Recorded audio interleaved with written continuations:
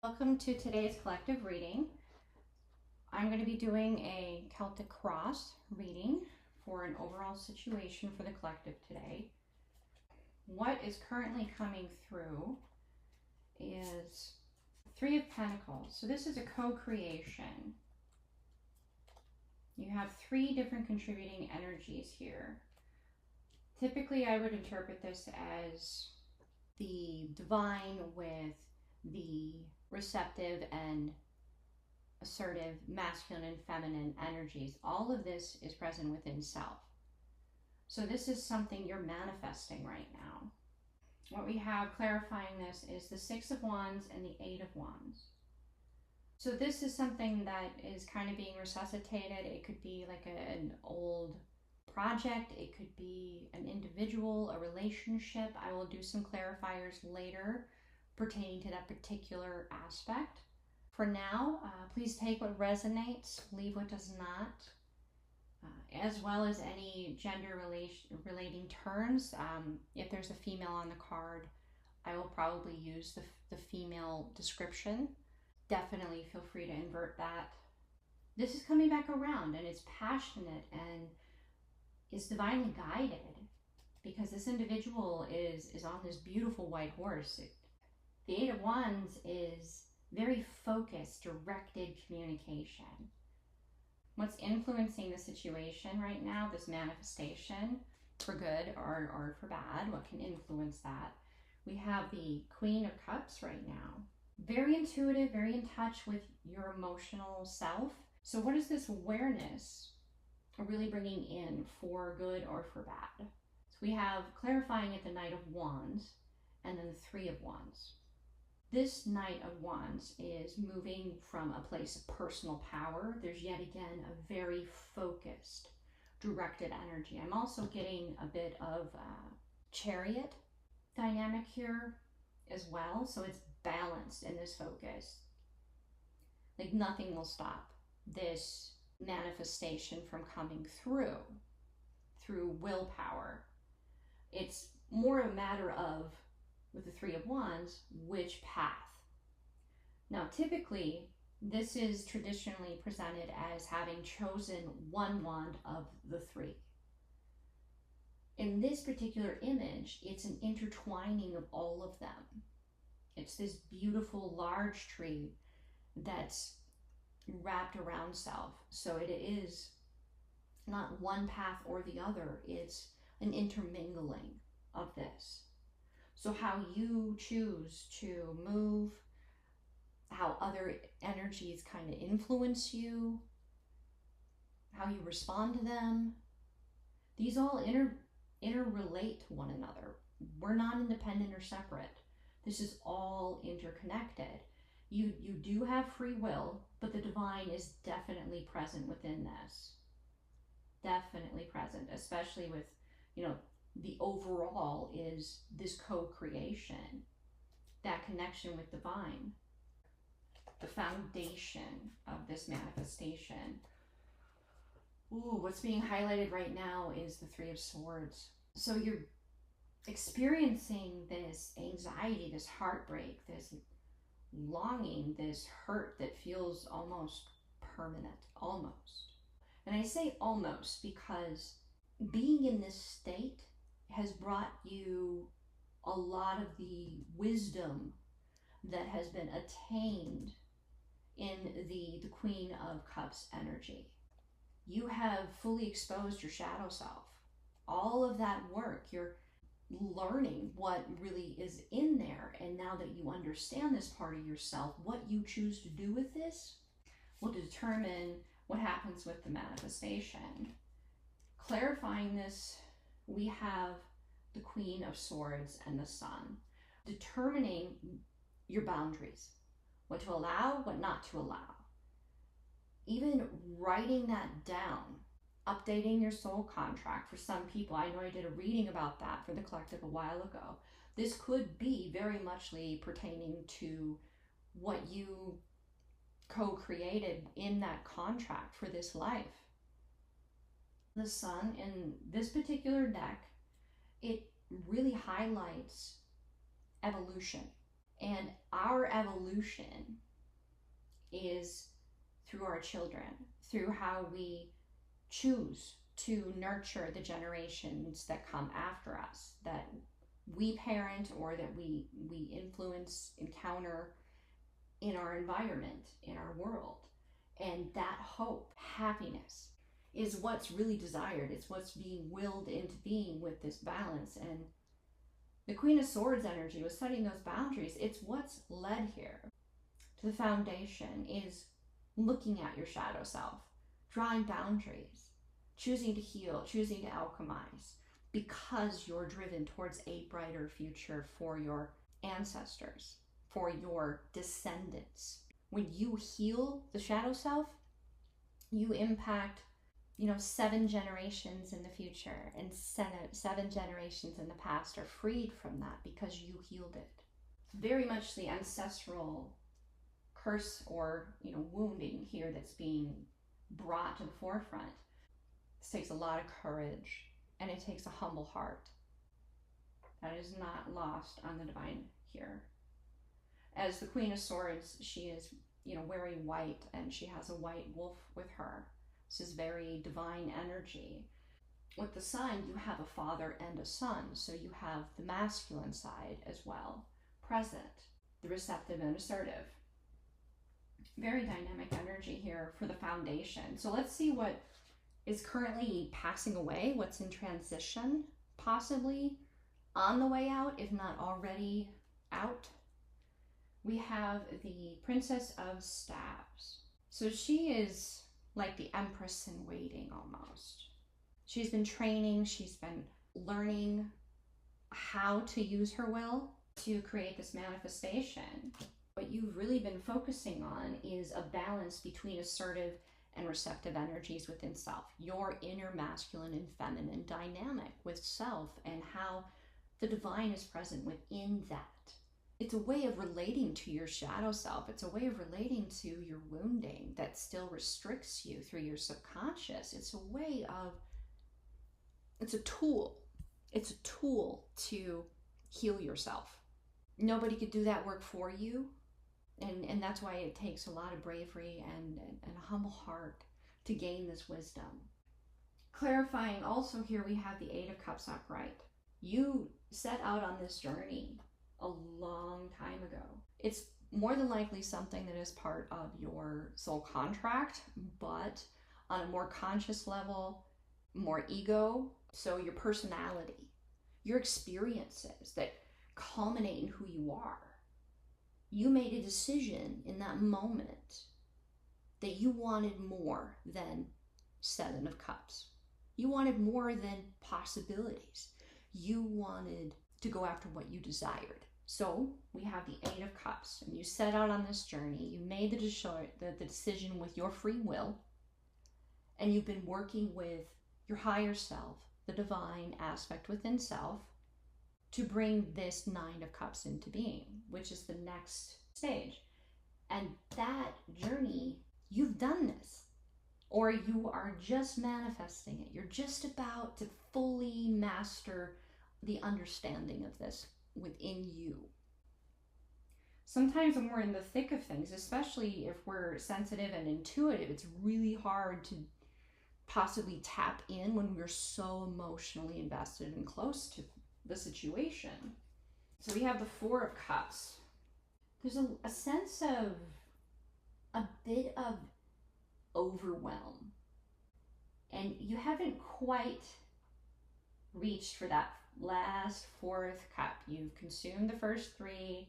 You're sitting with this wisdom, with this awareness, because it may appear as though you're a bit intoxicated, you're a bit ungrounded. I'm hearing airy fairy. I don't like that term personally, but that's what's coming through. Others may perceive this, but what you're doing with all of this emotional wisdom that you've consumed is you're sitting in nature and you're turning within. This may not look like that to others on the outside because we're all unique and we're all different. Our way of going inward may not be what they would think going inward would look like. But you know you, and you understand the guidance that you're given. So you know what's going on. That's what's important. You understand what you need. And this is the last little bit of that shadow work. It's almost the fourth cup is you accepting, being receptive to receiving an Ace of Cups, of adding someone else's love, emotions, mixing your emotional selves together. In any dynamic, in any relationship, in any project that you step into, you're adding new energy to it. Is this the divine timing? Am I being directed by divine to make the decision now to accept this fourth cup? That's this pause. This could be about your light work. This could be about your job. This could be about a friendship, relationship, a family member, sharing the truth with someone. It could be about this. Clarifying this, we have the Knight of Cups and the Nine of Cups. Very, very strong on the emotion, love, relationship, intuition. This could be about abilities as well. I do have some oracle cards to pull if that is what's resonating with you more, is the intuition, what's coming through your experience of your own abilities and sensitivities. I will be pulling those later in the reading. But for now, the majority that I'm of the energy that I'm getting here is very muchly about a emotional connection.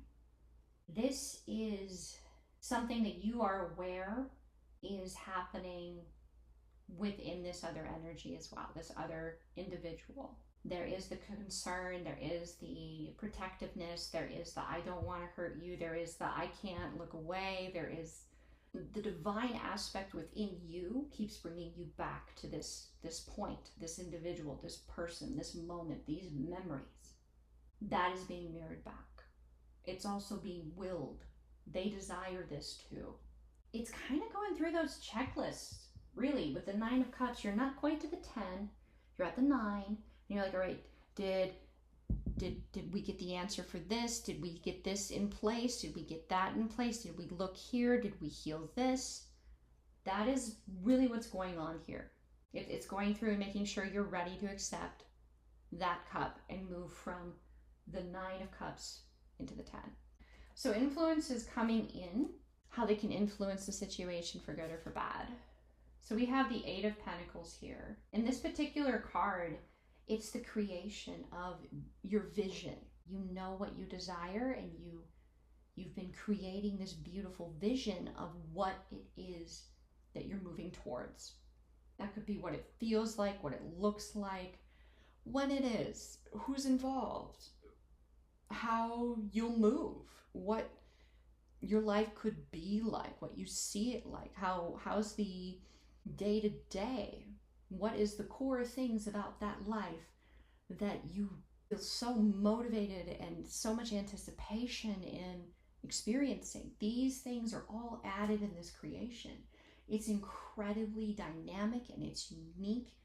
So this is being Pentacles. It can be, kind of pulling in a bit more of the projects versus the intuition. This could be the actual 3D manifestation of this, the physical experiencing of it. Okay, so clarifying it, we have the Nine of Swords and the Tower. You're moving from a state of having another's will influence your intuitive perception of what your vision should be that is not meaning you well and does not mean this vision well. They wish to cast it more in shadow versus in divine love or light, to turn something beautiful into something unpleasant and painful and sorrowful. Going through and assessing, I've removed this because I've been in that Queen of Swords energy. That's placed me in this Three of Swords. So I'm going to look at my vision and I'm going to assess what doesn't belong there, what isn't me, what needs to be revised, painted over, adjusted. You're doing that right now. So you're changing that. You're making decisions, you're making discernments, you're making changes to this vision because you want to make sure it's what you want, and what you have removed is fully gone. It's like sweeping the kitchen floor. You're getting rid of the little pieces of dirt and dust that maybe you don't see until you step on them. And then you know they're there. So you're sweeping up the residue that has been left on your vision as a result of this energy that you've removed.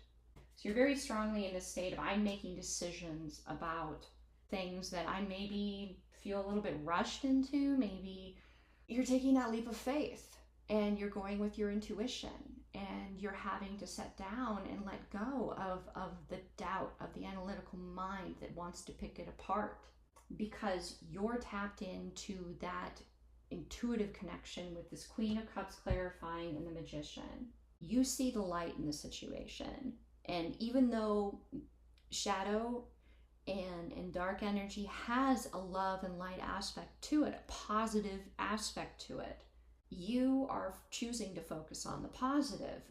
And in order to do that, you can't ignore the shadow.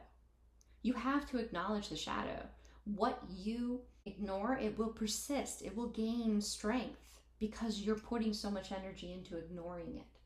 So you are not ignoring the shadow. You acknowledge it's there, and then you choose to focus on what brings you joy, what brings you happiness. And that takes discernment and strength and a lot of knowledge of self, which you have been, like, you've mastered this. It's a very humbling experience. And you've manifested this with your will, with the co-creation, with the divine, and you found that balance within to be able to act as both the Queen of Swords and the Queen of Cups. Now, how do others see you, and how that can influence you in this manifestation for good or for bad? We have the goddess Freya. She stands for power. And clarifying it, we have the King of Swords and the Two of Swords. Ooh. So people, they see you as willing yourself into a crossroads. And you're about to make a very powerful decision. Very powerful decision. Now, I want to just get a little bit on what they want us to know in particular about Freya, and I'm being called to get the guidebook out here. Okay, so for one, with the imagery, there is the Chariot present, so it's a balanced energy coming in. Interestingly, being that this card is the goddess Freya, it's the traditional card in the deck of the Emperor. As a king, you have balanced the page, you've made that first step to act, you've become the knight, you've overcome a couple of battles, and you're a little more of a knight with a couple of dings on his armor. And honestly, that's a knight that survived, far more likely to be able to defend themselves better because they have survived the battles.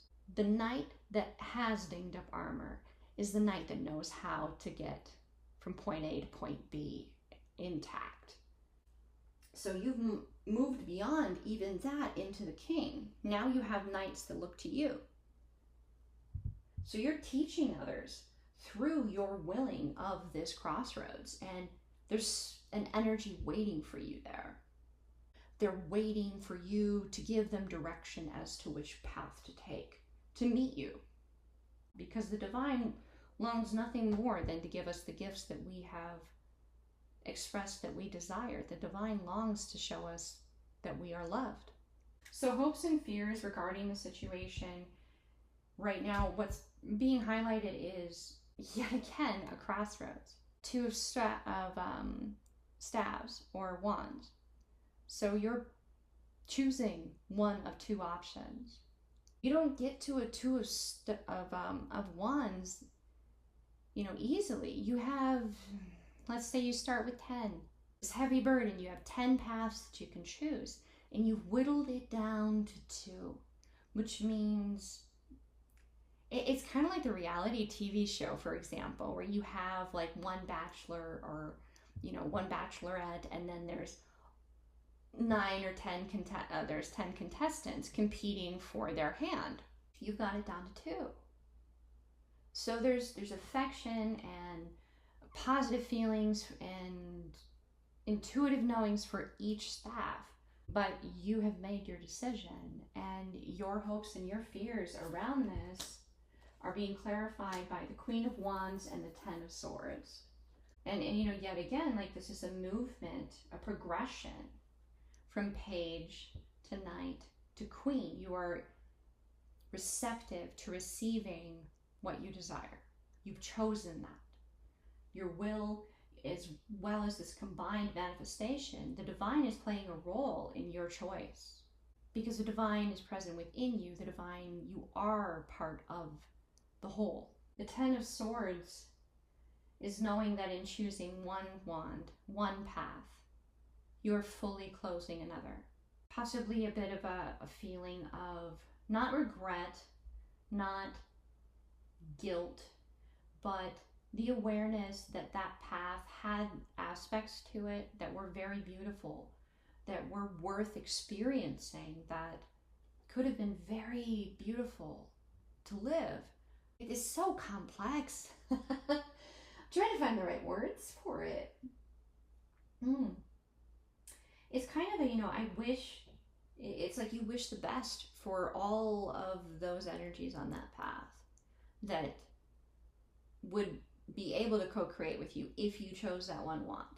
You're trusting the divine in knowing that when you free up that wand, that path, that the right energy can choose that path. The right individual, the right heart can choose that path. Because you're following your intuition. And if anything, what you long for, what you're passionate about, what you love, being that love is the language that the divine speaks to all of us through. Selfless love that you experience for individuals around you is the divine guiding force. It's a gift. Whether it is for you to learn as it's like a karmic lesson, or if it's, an energy that will stay with you for a long time.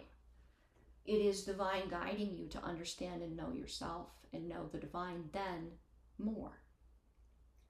So the outcome at this point, with all things considered, all decisions that you're currently, you've already made and you're confident you're going to make, the current outcome is the Four of Pentacles. In this deck, this Four of Pentacles is presented as you have the balance within of the masculine and the feminine and the awareness of the divine present within both. The Trinity, the balance within self. You are in balanced union within you. You are a whole being within you. You are your own best friend, your own best company. You are your lifelong partner. Like no one is with you other than the divine from the moment of conception to death, other than you. You are your life companion. That being fully realized, manifested throughout this journey of this reading has allowed you to have a balanced pentacle to offer. When you're looking to accept this and make sure that it's the right time, you've done everything you need to, everything's in place because you're protective of yourself and this Ace of Cups coming in, you're able to present that Ace of Pentacles to the situation. Your abundance is, it's not in monetary, though that can be manifested as a result of this balanced trinity within self, this balanced awareness, this union. That union within you attracts abundance. And that is what you offer to the relationship, to the dynamic, to the manifestation. So everything at this moment, as things are going through, you will be able to accept this Ace of Cups because you're able to offer the Ace of Pentacles. And to clarify this, we have yet again a Four of Pentacles. You have abundance just waiting for you to realize it's there. It's your inheritance is there. You've been blinded to it because you've been asleep. You were woken up when you had the Three of Swords come into your situation, when you had the bravery to do this very humbling work of healing all of this that was yours, yes, but it was also that of generations before you, so that you wouldn't be giving these wounds, these false narratives and negative programmings to the generations that come after you. You're now beginning to see this, and if you're not now beginning to see this, it will begin to happen as you realize you've arrived at that point where you can inherit everything, all of that abundance that's been waiting for you, all that good karma you've been moving through your life accruing, but not necessarily seeing the karma coming back around. All of that, that is what you're opening your eyes to. Once you accept that you've fully arrived, that you're balanced. And the Emperor energy here is in tune with their inner Empress energy as well. They're balanced. They know how to be receptive, which creates a leader that is empathic enough to understand the needs of those that look to them. They're not just making decisions through logic only. They're aware of the impact emotionally. This is a very profound manifestation that's coming in. You've done the work. You deserve to give yourself permission at this point, which is really what is being highlighted here for me. What's coming through my mind right now is, why are you not giving yourself permission to accept that you have arrived at that point where the divine can give you everything that you need, all of this abundance, and it benefit you because it's meant for you. It's not meant for any of these negative energies from the past. That energy has been fully, in this outcome, it's been fully removed from your life. It will not get any of the benefits of your karma. It doesn't belong to that energy. It belongs to you. This is you owning that. This is the outcome. That is the Ace of Pentacles that you offer, is that it's not, your Eight of Pentacles is not going to have any of this energy left over from this ick from the past. You're offering a shiny, polished, beautiful pentacle that is of you unified within self to attract all of that karmic abundance. That is what you're offering. Own that. Own it. Own it. When you get to this point, ask yourself, if you're not already there, why? Why not? And until you answer that question with a, I don't even see why I'm asking this question anymore, then that's the last little bit of shadow work. That's you getting that last bit of meditation, that bit of reflection in before you accept that Ace of Cups. Okay, so we're going to do a couple of the oracle cards here. So the beginning of the journey for you was, this was a transformational journey.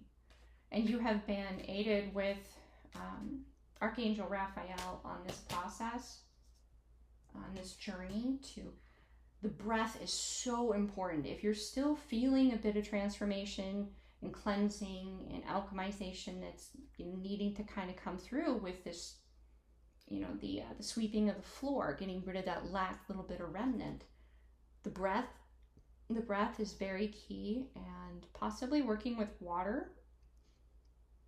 I have a couple of guided meditations, if you wanted to try them, that walk you through how to work with these elements to assist your subconscious in releasing a little bit of dirt left on this floor that you're sweeping. But everybody will have their own technique, their own way of relating that works best for them.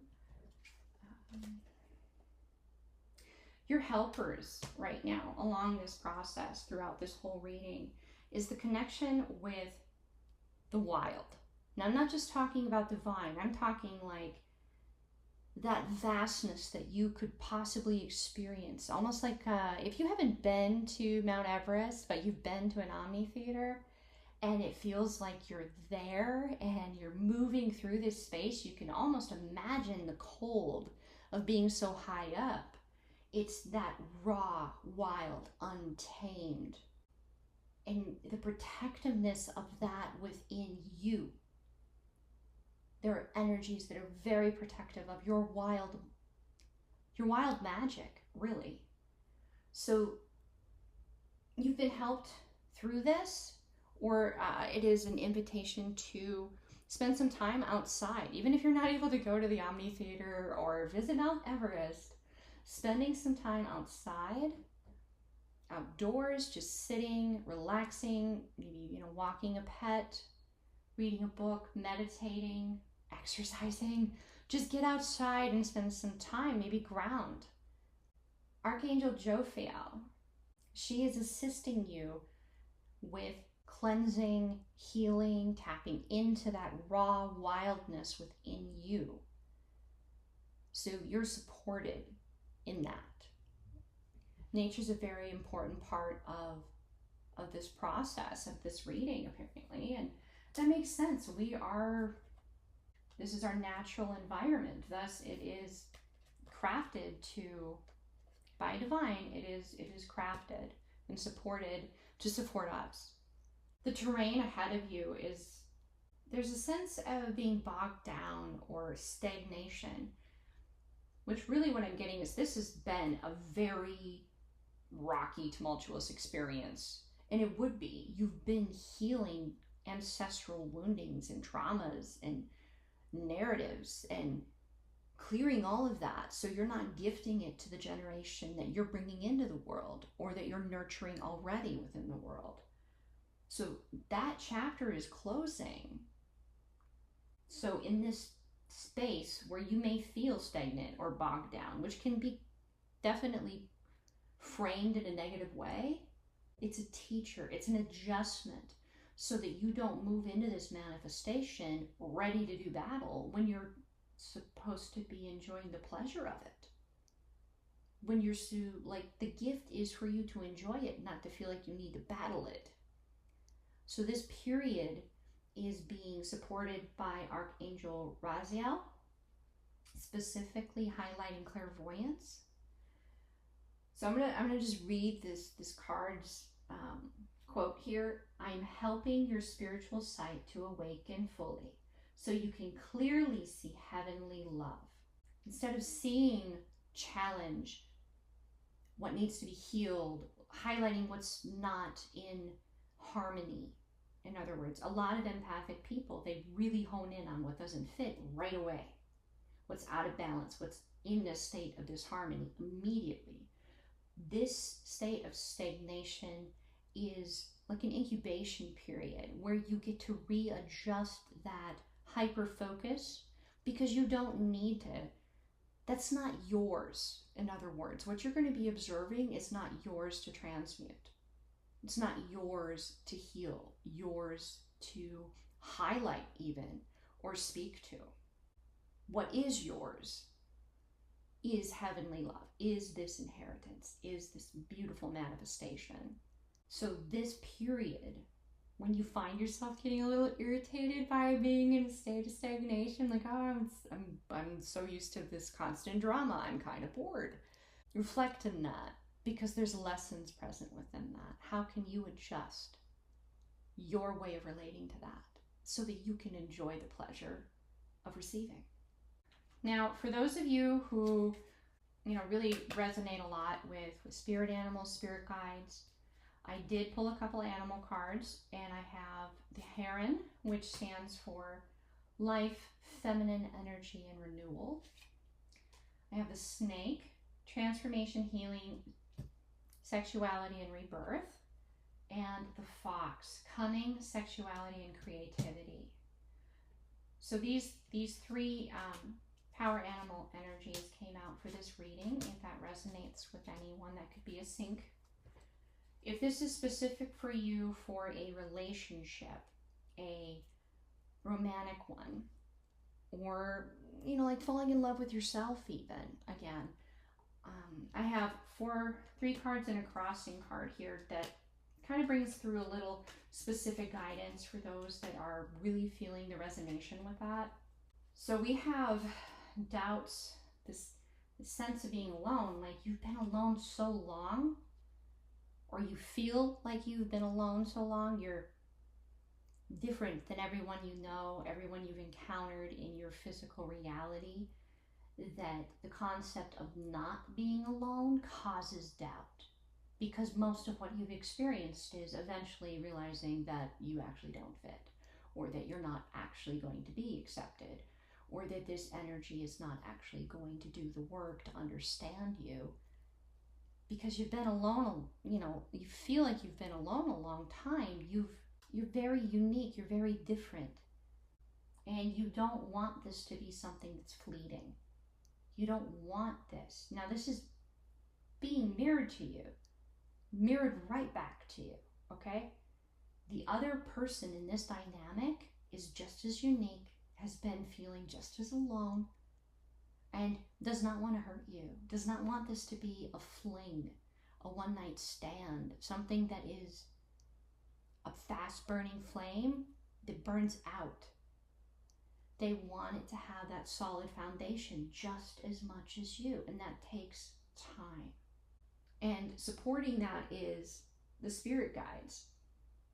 Calling in your spirit guides to act on your highest, best interest on your behalf allows them to assist you, to assist so many aspects of your world, from, you know, like what produce is available at the grocery store, to what mail you get, to any kind of fluctuations in your billing, to your neighbors, to like all of these factors that we don't realize impact our experience in the moment, but our mind is definitely aware of at all times. Our brains are incredibly powerful. So to allow your spirit guides to support you by making these influences around you more supportive versus detracting, to positively contribute, to move through this possible toxin that's coming out, because at this point you're moving into, or you have accepted, or, and this is being mirrored, that exchange of cup and pentacle is on the verge of happening or has happened. So there are certain things that you just cannot heal. There's certain poisons and toxins within you that you can't heal by yourself, because you need a mirror that reflects that back to you so perfectly that you see yourself clearly. When you're dealing with an individual, if you're called to this, you're a very intuitive individual. That person, that other energy, and it has to be that too, to be that clear of a reflection of you. So you're going to be pulling out toxins and poisons within one another through triggering one another.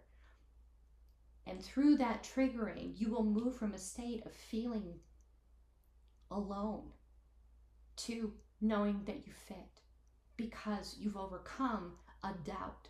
You've proved the doubt wrong together. This is allowing both of you to free yourselves from these false narratives even more. This is the next stage. The next challenge is coming into an actual relationship with another being that can help you heal this, and you can help them heal theirs, is a beautiful thing to experience, because you are so profoundly aware of how alive you are. So allow the spirit guides, allow the divine to be present when these toxins come through. Allow them to act on your behalf, to make the situations around you less stressful, so they have less of an impact, by inviting them to act on your highs. With this particular deck that I pulled from for this, the top of the deck speaks to karmic situation, and the bottom speaks to the letting go of that. There is a leap of faith, a choice that is been made, is being made to move into this next stage of healing together. Whether you've expressed this to one another or not yet, you're sensing that energy, and this is confirmation. And this concludes the collective reading for today. I do hope that you guys found validation for your own intuition. Being that you're in it, it's harder to see it sometimes clearly, even though you're probably very intuitive and tapped in.